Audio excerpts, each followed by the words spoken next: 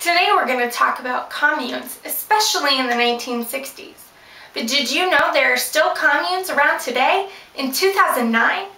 Well, in class, you're going to have to write an essay comparing and contrasting something from the 1960s to today.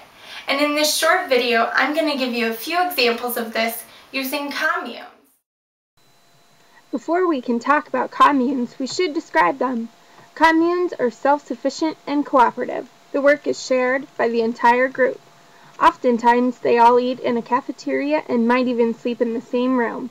A great deal of communes are anti-capitalism. The people who live in communes generally share the same belief system, which is usually religious or political.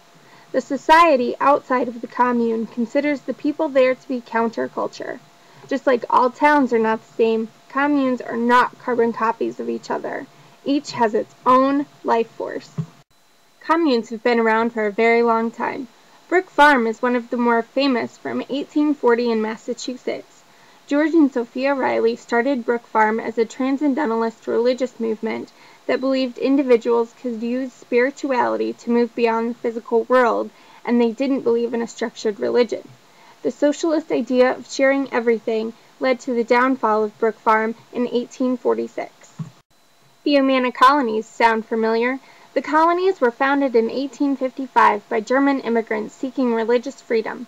The colonies interacted economically with the outside world and lasted until the 1930s. Some hippies decided to leave the city and move to rural areas to avoid danger. Those who lived in communes believed that urban life polluted the soul. The communes were completely communal, sharing everything including sexual partners through free love and massive amounts of drugs. Communes were a protest against the American government and the economic system of capitalism. In the end, the communes of the 1960s never lasted because humans are naturally selfish and don't want to share everything. But those communes have a big legacy.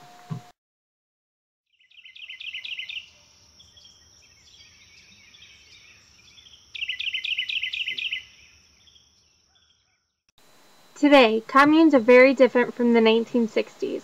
There is no free love, and they do not actively protest the government.